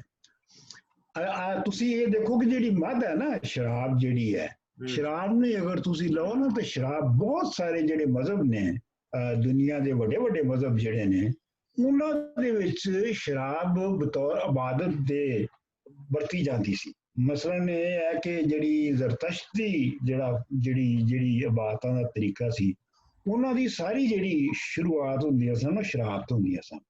ਇਹ ਜਿਹੜੀ ਆਪਣਾ ਇਹ ਆਰਿਆਈ ਲੋਕ ਜਿਹੜੇ ਸਨ, ਇਹ ਵੀ ਮੱਧ ਤੋਂ ਸ਼ੁਰੂ ਕਰਦੇ ਸਨ। ਠੀਕ ਹੈ, ਇਸੇ ਤਰੀਕੇ ਨਾਲ ਤੁਸੀਂ ਤੇ ਈਸਾਈਅਤ ਵਿੱਚ ਵੇਖੋ ਕਿ ਵਾਈਨ ਦੇ ਨਾਲ ਸ਼ੁਰੂ ਕੀਤੀ ਜਾਂਦੀ ਹੈ। ਸੋ ਇਹਦਾ ਜਿਹੜੀ ਬੁਨਿਆਦੀ ਮੇਰਾ ਆਪਣਾ ਇਹ ਖਿਆਲ ਹੈ ਕਿ ਜਿਹੜਾ ਬੁਨਿਆਦੀ ਮਕਸਦ ਸੀ ਮੱਧ ਦਾ ਔਰ ਇਹਨਾਂ ਸਾਰੀਆਂ ਚੀਜ਼ਾਂ ਦਾ, ਉਹ ਇਹ ਸੀ ਕਿ ਆਪਣੇ ਜੁੱਸੇ ਨੂੰ ਇੱਕ ਖਾਸ ਹਾਲਤ ਵਿੱਚ ਲੈ ਕੇ ਆਉਣਾ ਹੈ, ਔਰ ਉਸ ਇੱਕ ਖਾਸ ਹਾਲਤ ਦੇ ਵਿੱਚ ਲਿਆ ਕੇ ਜਦੋਂ ਆ ਜਾਂਦਾ ਹੈ ਤੇ ਫਿਰ ਤੁਹਾਨੂੰ ਏਕਤਾ ਦਾ ਤਜਰਬਾ ਹੁੰਦਾ ਹੈ। ਏਕਤਾ ਤਜਰਬਾ ਉਸ ਤਰ੍ਹਾਂ ਮੁਸ਼ਕਿਲ ਹੋ ਜਾਂਦਾ ਹੈ। ਏਕਤਾ ਤਜਰਬੇ ਲਈ ਇਹ ਸਾਰਾ ਕੁਝ ਕਰ ਲਓ ਤੇ ਫਿਰ ਤੁਹਾਡੇ ਅੰਦਰ ਉਹ ਸ਼ਕਤੀਆਂ ਜਾਗਣ ਦੀ ਉਮੀਦ ਪੈਦਾ ਹੋ ਜਾਂਦੀ ਹੈ। ਇਹ ਗੱਲ ਅਸੀਂ ਕਹਿ ਰਹੇ ਹਾਂ। ਠੀਕ ਹੈ, ਹੁਣ ਤੇ ਉਹਦੀ ਰੈਲੀਵੈਂਸ ਅੱਜ ਦੇ ਜ਼ਮਾਨੇ 'ਚ ਉਤਨੀ ਨਹੀਂ ਹੈ ਉਸ ਲੇਕਿਨ ਕਦੀਮੀ ਚੂੰਕਿ ਉਹ ਫਲਸਫਾ ਸੀ ਜਾਂ ਉਹਦੀ ਥਾਟ ਪ੍ਰੋਸੈਸ ਸੀ, ਉਹ ਉਦੋਂ ਤੇ ਸੂਟ ਕਰਦਾ ਹੋਏਗਾ, ਬਟ ਹੁਣ ਤੇ ਉਹਦੇ ਨਾਲ ਰੈਲੀਵੈਂਟ ਨਹੀਂ ਹੈ। ਹਾਂਜੀ, ਉਹਦੀ ਵਜ੍ਹਾ ਹੈ ਨਾ ਜੀ ਕਿ ਹੁਣ ਤੁਹਾਨੂੰ ਸਾਇੰਸੀ ਤੌਰ ਤੇ ਇਹ ਪਤਾ ਲੱਗ ਗਿਆ ਹੈ ਕਿ ਫਸਲਾਂ ਕਿਵੇਂ ਉੱਗਦੀਆਂ ਨੇ, ਫਸਲਾਂ ਕਿਵੇਂ ਵੱਧਦੀਆਂ ਨੇ, ਫਸਲਾਂ ਨੂੰ ਖਾਦ ਪਾਓ ਤੇ ਵੱਧ ਜਾਂਦੀ ਹੈ, ਫਸਲਾਂ ਨੂੰ ਇਹ ਕਰੋ ਤੇ ਵੱਧ ਜਾਂਦਾ ਹੈ। ਲੇਕਿਨ ਇਹ ਤੇ ਹੁਣ ਤੋਂ ਉਹਦੀ ਲੋੜ ਨਹੀਂ ਨਾ ਹੈਗੀ। ਲੇਕਿਨ ਉਸ ਵੇਲੇ ਜਿਸ ਵੇਲੇ ਇਨਸਾਨ ਜਿਹੜਾ ਹੈ ਉਹ ਸ਼ੁਰੂ ਕਰ ਰਿਹਾ ਸੀ ਵਾਈ ਬੀਜੀ ਨੂੰ, ਔਰ ਉਹਦਾ ਸਾਰਾ ਇਨਸਾਰ ਕੁਦਰਤ ਤੇ ਸੀਗਾ ਕਿ ਪਤਾ ਨਹੀਂ ਮੀਂਹ ਵਰਨਾ ਕਿ ਨਹੀਂ ਵਰਨਾ, ਕਿਸ ਵੇਲੇ ਵਰਨਾ ਹੈ, ਕਿਤੇ ਟੱਡੀ ਦਲ ਤੇ ਨਹੀਂ ਆ ਜਾਏਗਾ, ਕਿਤੇ ਬਿਜਲੀ ਤੇ ਨਹੀਂ ਪੈ ਜਾਏਗੀ, ਵਗੈਰਾ ਵਗੈਰਾ। ਤੇ ਉਸ ਵੇਲੇ ਜਿਹੜਾ ਇਨਸਾਨ ਸੀ ਉਹਨੂੰ ਆਪਣਾ ਹੌਸਲਾ ਵਧਾਉਣ ਲਈ ਕੋਈ ਚੀਜ਼ ਚਾਹੀਦੀ ਸੀ। ਇਹ ਜ਼ਾਹਰ ਗੱਲ ਹੈ ਕਿ ਇਹ ਜਿਹੜੇ ਜਿੰਨੇ ਵੀ ਜਾਦੂ ਟੂਣੇ ਕਰਦੇ ਸਨ ਔਰ ਜੋ ਇਹ ਜਿਹੜੀ ਸ਼ਕਤੀਆਂ ਜਗਾ ਕੇ ਕਾਇਨਾਤ ਨੂੰ ਜਾਂ ਜਹਾਨ ਨੂੰ ਕੰਟਰੋਲ ਕਰਨ ਦਾ ਜਿਹੜਾ ਖਿਆਲ ਸੀਗਾ, ਉਹ ਐਕਚੁਅਲੀ ਤਾਂ ਨਹੀਂ ਸੀ ਹੁੰਦਾ। ਮਤਲਬ ਉਹ ਕੋਈ ਹਵਾਵਾਂ ਨੂੰ ਰੋਕ ਤਾਂ ਨਹੀਂ ਸਕਦੇ, ਉਹ ਬੱਦਲ ਵਰਾ ਤੇ ਨਹੀਂ ਸੀ ਸਕਦੇ, ਉਹ ਕੁਝ ਵੀ ਨਹੀਂ ਸੀ ਕਰ ਸਕਦੇ। ਲੇਕਿਨ ਇਹ ਹੈ ਕਿ ਇਹ ਇਨਸਾਨ ਆਪਣੀ ਤਸੱਲੀ ਲਈ ਕਰਦਾ ਸੀ, ਉਹਦੇ ਵਿੱਚ ਹੌਸਲਾ ਰਵੇ ਕਿ ਅੱਛਾ ਮੈਂ ਜੇ ਇਹ ਫਸਲ ਜਿਹੜੀ ਬੀਜਣੀ ਹੈ, ਇਹ ਜੇ ਔਰਤਾਂ ਜਾ ਕੇ ਬੀਜ ਬੀਜਣਗੀਆਂ ਨਾ ਤੇ ਇਹ ਬਿਹਤਰ ਉਗਣਗੇ। ਇਹ ਉਹ ਆਪਣਾ ਹੌਸਲਾ ਵਧਾਉਣ ਲਈ ਕਰਦਾ ਸੀ। ਅੱਛਾ, ਹੁਣ ਇਹਨੂੰ ਥੋੜਾ ਜਿਹਾ ਮੈਂ ਲਿੰਕ ਕਰਨ ਦੀ ਕੋਸ਼ਿਸ਼ ਕਰਨਾ ਹੈ ਕਿ ਜੋ ਤੁਸੀਂ ਗੱਲ ਕੀਤੀ ਨਾ ਮੱਧ ਦੇ ਨਾਲ, ਫਿਰ ਤੁਸੀਂ ਉਸ ਕ੍ਰੀਏਟ ਕਰ ਲੈਂਦੇ ਹੋ ਆਪਣੇ ਅੰਦਰ ਤਾਂ ਕਿ ਤੁਸੀਂ ਇੱਕਮੁਖ ਹੋ ਸਕੋ ਨੇਚਰ ਦੇ ਨਾਲ ਹੀ। ਇਹ ਤੇ ਜੋਗ ਵਿੱਚ ਵੀ ਆਇਆ ਸੀ, ਸ਼ਾਹ ਹੁਸੈਨ ਨੂੰ ਵੀ ਦੇਖਿਆ ਕਿ ਉਹ ਵੀ ਕਹਿੰਦਾ ਸੀ। ਹੁਣ ਮੈਂ ਜਿਹੜੀ ਗੱਲ ਕਰਨ ਲੱਗਾ ਹੈ ਉਹ ਯੋਗ ਤੇ ਕਰਨ ਲੱਗਾ ਹੈ, ਕਿਉਂਕਿ ਜਿਹੜਾ ਯੋਗ ਹੈ, ਹਾਂਜੀ, ਕਿਉਂਕਿ ਜਿਹੜਾ ਯੋਗ ਹੈ ਉਹ ਨਿਕਲਿਆ ਤੇ ਤੰਤਰਵਾਦ ਚੋਂ ਹੀ ਹੈ, ਉਹ ਬੁਨਿਆਦ ਤੰਤਰਵਾਦ ਹੀ ਹੈ। ਲੇਕਿਨ ਯੋਗ ਜਿਹੜਾ ਹੈ ਉਹਦੀ ਇੱਕ ਅਗਲੀ ਮੰਜ਼ਿਲ ਹੈ, ਕਿਉਂਕਿ ਯੋਗ ਦੇ ਵਿੱਚ ਜਿਹੜਾ ਹੈ ਉਹ ਇੱਕ ਤਰੀਕੇ ਦੇ ਨਾਲ ਥੋੜੀ ਜਿਹੀ ਮੈਟਾਫਿਜ਼ਿਕਸ ਜਿਹੜੀ ਹੈ ਉਹਨੂੰ ਮੰਨਿਆ ਵੀ ਜਾਂਦਾ ਹੈ। ਯੋਗ ਦੇ ਵਿੱਚ ਜਿਹੜਾ ਉਹ ਥੋੜੇ ਖਿਆਲ ਜਿਹੜੇ ਸਨ ਉਹ ਐਬਸਟਰੈਕਟ ਆ ਚੁੱਕੇ ਸਨ। ਲੇਕਿਨ ਤੁਸੀਂ ਹੁਣ ਯੋਗ ਦਾ ਵੀ ਲਫ਼ਜ਼ ਵੇਖੋ, ਯੋਗ ਦਾ ਮਤਲਬ ਹੈ, ਯੋਗ ਦਾ ਲਫ਼ਜ਼ ਨਿਕਲਿਆ ਜੋਣਾ ਤੋਂ। ਜੋਣ ਦਾ ਮਤਲਬ ਹੁੰਦਾ ਹੈ ਆਪਣਾ ਢੱਗੇ ਜੋਣਾ, ਅੱਛਾ, ਵਾਈ ਕਰਨ ਲਈ। ਸੋ ਜੋਣ ਆਪਣੇ ਆਪ ਨੂੰ ਜੋਣ ਦਾ ਮਤਲਬ ਹੈ ਕਿ ਆਪਣੇ ਆਪ ਦੇ ਅੰਦਰ ਹਲ ਵਾਉਣਾ। ਠੀਕ ਹੈ ਨਾ। ਅੱਛਾ, ਹੁਣ ਯੋਗ ਦਾ ਦੂਸਰਾ ਮਤਲਬ ਜਿਹੜਾ ਹੈਗਾ ਪੰਜਾਬੀ ਵਿੱਚ ਉਹ ਹੈਗਾ ਢੱਗਿਆਂ ਦੀ ਜੋੜੀ, ਬੈਲਾਂ ਦੀ ਇੱਕ ਜੋੜੀ, ਉਹਨੂੰ ਯੋਗ ਕਹਿੰਦੇ ਨੇ। ਠੀਕ ਹੈ, ਉਸ ਹਿਸਾਬ ਨਾਲ ਵੀ ਦੇਖੋ ਤੇ ਉਹਦਾ ਵੀ ਤਾਂ ਮਤਲਬ ਇਹ ਹੈ ਕਿ ਤੁਸੀਂ ਜਿਹੜਾ ਜਹਾਨ ਹੈ ਉਹ ਵੀ ਇੱਕ ਢੱਗਾ ਹੈ, ਤੁਸੀਂ ਵੀ ਇੱਕ ਢੱਗੇ ਹੋ। ਜੇ ਦੋਵੇਂ ਇੱਕ ਇੱਕ ਇੱਕ ਜਿਹੜੀ ਇੱਕ ਸਾਰੀ ਦੇ ਨਾਲ ਦੋਵੇਂ ਤੁਰਨਗੇ ਨਾ, ਦੋਵੇਂ ਟੱਗੇ, ਤੇ ਤਾਂ ਕੰਮ ਚੱਲੇਗਾ। ਜੇ ਇੱਕ ਖਲੋ ਜਾਂਦਾ ਤੇ ਦੂਜਾ ਤੁਰ ਪੈਂਦਾ ਤੇ ਉਹ ਤੇ ਵਾਈ ਬੀਜੀ ਨਹੀਂ ਨਾ ਹੋ ਸਕਦੀ। ਵਾਈ ਬੀਜ ਉਹ ਜਦੋਂ ਜਿਹੜੀ ਜੋਗ ਹੈ ਟੱਗਿਆਂ ਦੀ, ਉਹ ਤਾਂ ਹੀ ਕੰਮ ਕਰਦੀ ਹੈ ਜੋ ਉਹਦੀ ਐਕਸ਼ਨ ਜਿਹੜੇ ਦੋਵਾਂ ਟੱਗਿਆਂ ਦੇ ਆਪਸ ਕੋਆਰਡੀਨੇਟਡ ਹੋਣ। which breaks the myth ਕਿ ਜੋਗੀ ਦਾ ਮਤਲਬ ਹੁੰਦਾ ਸਾਰਾ ਜਾਣ ਛੱਡ ਛੁੱਟ ਕੇ ਤੁਸੀਂ ਬਸ ਵਿਹਲੇ ਹੋ ਕੇ ਬੈਠ ਗਏ ਹੋ। ਨਹੀਂ ਨਹੀਂ ਨਹੀਂ ਨਹੀਂ, ਇਹ ਨਹੀਂ ਹੈ। ਮਤਲਬ ਜੋ ਇੱਥੇ ਮੈਂ ਯੋਗ ਦੀ ਜਿਹੜੀ ਲਫ਼ਜ਼ ਦੀ ਜਿਹੜੀ ਤਸ਼ਰੀਹ ਕਰ ਰਹੇ ਹਾਂ ਕਿ ਅਗਰ ਤੁਸੀਂ ਯੋਗ ਦਾ ਮਤਲਬ ਦੋ ਢੱਗੇ ਵੀ ਲੈ ਲਓ ਤਾਂ ਉਹਦਾ ਮਤਲਬ ਵੀ ਉਹ ਹੀ ਨਿਕਲਦਾ ਹੈ ਕਿ ਤੁਸੀਂ ਕਾਇਨਾਤ ਦੇ ਨਾਲ ਜਿਵੇਂ ਢੱਗੇ ਦੋ ਜਿਵੇਂ ਇੱਕ ਕੋਆਰਡੀਨੇਟ ਕਰਕੇ ਚੱਲਦੇ ਨੇ, ਇਵੇਂ ਤੁਸੀਂ ਜਹਾਨ ਦੇ ਨਾਲ ਇੱਕ ਤਰ੍ਹਾਂ ਮਤਲਬ ਉਹਦੇ ਨਾਲ ਕੋਆਰਡੀਨੇਟ ਕਰਕੇ ਚੱਲਣਾ। ਉਹਦੇ ਨਾਲ ਤੁਹਾਡੀ ਪੂਰੀ ਹਾਰਮੋਨੀ ਔਰ ਯੂਨਿਟੀ ਹੋਣੀ ਚਾਹੀਦੀ ਹੈ। ਤਾਂ ਹੀ ਵਾਰਿਸ ਸ਼ਾਹ ਰਾਂਝੇ ਨੂੰ ਫਿਰ ਵਾਪਸ ਲੈ ਕੇ ਆਇਆ ਸੀ। ਹਾਂਜੀ ਹਾਂਜੀ ਹਾਂਜੀ ਹਾਂਜੀ ਹਾਂਜੀ, ਹਾਂ ਇੱਥੇ ਤੁਸੀਂ ਸਹੀ ਮੈਨੂੰ ਯਾਦ ਕਰਵਾਇਆ ਕਿ ਵਾਰਿਸ ਸ਼ਾਹ ਜਿਹੜਾ ਹੈ ਉਹ ਦੀ ਜਿਹੜੀ ਅੱਧੀ ਲਿਖਤ ਹੈ ਵਾਰਿਸ ਸ਼ਾਹ ਦੀ, ਉਹ ਮੁਕੰਮਲ ਯੋਗ ਦੇ ਉੱਤੇ ਹੈ। ਯਾਨੀ ਅੱਧ ਤੋਂ ਬਾਅਦ ਜਿਹੜੀ ਸਾਰੀ ਜਿੱਥੋਂ ਜੋਗੀ ਉਹਨੂੰ ਬਣਾ ਦਿੰਦਾ ਰਾਂਝੇ ਨੂੰ, ਉਸ ਤੋਂ ਬਾਅਦ ਜਿਹੜੀ ਸਾਰੀ ਉਹ ਯੋਗ ਤੇ ਹੈ ਔਰ ਉਹ ਸਾਰੀ ਔਰਤ ਦੇ ਨਾਲ ਡਾਇਲਾਗ ਤੇ ਹੈ। ਮੈਂ ਆਪਣਾ ਸ਼ਾਇਦ ਪਹਿਲੇ ਵੀ ਕਿਹਾ ਸੀ ਕਿ ਤੁਸੀਂ ਦੇਖੋਗੇ ਕਿ ਅੱਧ ਤੋਂ ਬਾਅਦ ਜਿਹੜੇ 350 ਬੰਦ ਨੇ ਉਹ ਜੋਗੀ ਦੇ ਔਰ ਔਰਤ ਦੇ ਡਾਇਲਾਗ ਦੇ ਨੇ। ਉਹਨਾਂ ਵਿੱਚ ਮਰਦ ਕੋਈ ਨਹੀਂ ਹੈਗਾ, ਕੋਈ ਮਰਦ ਕਰੈਕਟਰ ਨਹੀਂ ਹੈਗਾ। ਔਰ ਆਖਰ ਦੇ ਉੱਤੇ ਜਿਹੜਾ ਵਾਰਿਸ ਸ਼ਾਹ ਹੈ ਉਹ ਔਰਤਾਂ ਨੂੰ ਇਕੱਠੀਆਂ ਕਰਦਾ ਹੈ। ਔਰਤਾਂ ਦੀ ਵੀ ਜਦੋਂ ਉਹ ਤਾਰੀਫ ਕਰਦਾ ਹੈ ਤੇ ਉਹਦੇ 'ਚ ਹਰ ਤਰ੍ਹਾਂ ਦੀ ਯੂਨੀਵਰਸਲ ਔਰਤ ਨੂੰ ਦਿੰਦਾ ਹੈ।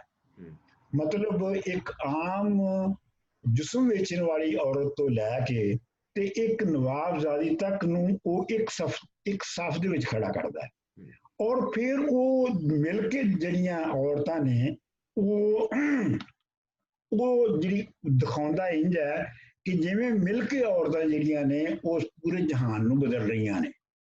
ਕਿਉਂਕਿ ਜਿਹੜਾ ਹੀਰ ਤੇ ਰਾਂਝੇ ਨੂੰ ਮਿਲਾਉਣ ਦਾ ਜਿਹੜਾ ਅਮਲ ਹੈ ਔਰਤਾਂ ਦਾ, ਉਹ ਔਰਤਾਂ ਦੀ ਮਦਦ ਨਾਲ ਹੋ ਰਿਹਾ ਨਾ ਸਾਰਾ ਕੁਛ। ਤੇ ਉਹਦੇ ਨਾਲ ਉਹ ਪੂਰੀ ਜਿਹੜੀ ਪੁਰਾਣੀ ਟ੍ਰੈਡੀਸ਼ਨ ਹੈ ਉਹਨੂੰ ਢਾਹ ਰਹੀਆਂ ਨੇ ਔਰ ਨਵਾਂ ਬਣਾ ਰਹੀਆਂ ਨੇ। ਸੋ ਮਤਲਬ ਇੱਥੇ ਵੀ ਜਿਹੜਾ ਵਾਰਿਸ ਸ਼ਾਹ ਨੇ ਵੀ ਜਿਹੜਾ ਯੋਗ ਦੇ ਵਿੱਚ ਔਰਤ ਦਾ ਜਿਹੜਾ ਪੁਰਾਣਾ ਤਸੱਵਰ ਸੀ ਉਹਨੂੰ ਵਰਤਿਆ ਤਾਂ ਕਿ ਵਾਰਿਸ ਸ਼ਾਹ ਨੇ ਤੇ ਜਿਹੜਾ ਯੋਗ ਦਾ ਪੁਰਾਣਾ ਤਸੱਵਰ ਸੀਗਾ ਜੁਸਤੀ ਹੋਣ ਦਾ, ਜਿੰਸੀ ਫੇਲ ਕਰਨ ਦਾ, ਉਹ ਵੀ ਉਹਨੇ ਜੋਗੀ ਕੋਲੋਂ ਕਰਵਾਇਆ ਤਾਂ ਕਿ ਉਹ ਜਿੰਨੀਆਂ ਸ਼ਰਤਾਂ ਸਨ ਉਹਨਾਂ ਨੂੰ ਉਹ ਪੂਰੀਆਂ ਕਰ ਸਕੇ। ਠੀਕ ਹੈ ਜੀ। ਅੱਛਾ, ਇਹ ਤੁਸੀਂ ਦੇਖ ਰਹੇ ਹੋ ਨਾ ਕਿਵੇਂ ਤਾਓਇਜ਼ਮ ਦੇ ਕਲੋਜ਼ ਹੈ। ਜੋ ਜਿਹੜਾ ਤਾਓਇਜ਼ਮ ਹੈ ਨਾ, ਮਿਸਾਲ ਦੇ ਤੌਰ ਤੇ ਤਾਓ ਦਾ ਮਤਲਬ ਹੈ ਰਸਤਾ।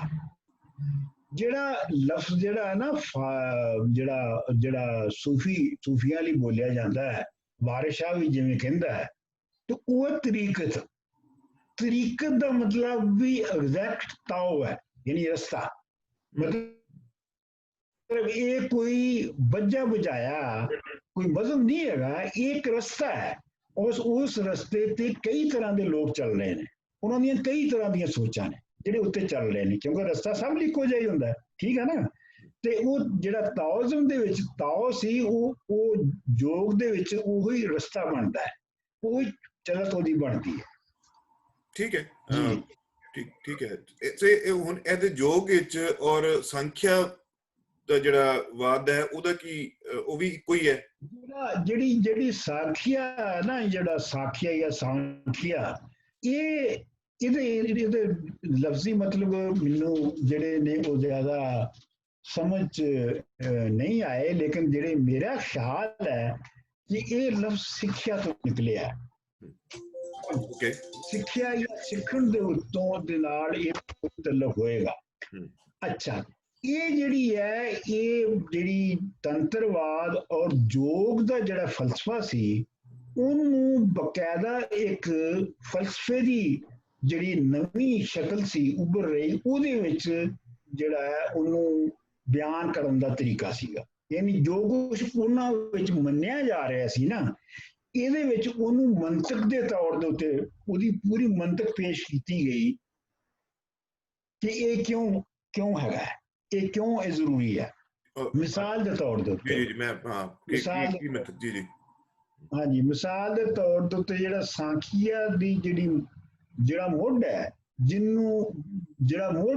ਜਿਹਨੂੰ ਕਿ ਸਾਰੇ ਜਿਹੜੇ ਵੇਦ ਫਲਸਫੇ ਵਾਲੇ ਨੇ ਉਹ ਨਿਗੇਟ ਕਰਦੇ ਨੇ, ਔਰ ਉਹਦੇ ਉੱਤੇ ਪਹਿਲਾ ਮੁੱਢਲਾ ਜਿਹੜਾ ਟਕਰਾਅ ਹੈ ਜਾਂ ਜਿਸ ਗੱਲ ਦੇ ਉੱਤੇ ਉਹ ਟਕਰਾਅ ਹੈਗਾ ਕਾਜ਼ ਔਰ ਇਫੈਕਟ ਦੇ ਉੱਤੇ, ਜਿਹਨੂੰ ਮੈਂ ਕਹਿਣਾ ਹੈ ਕਾਰਨ ਔਰ ਅਸਰ।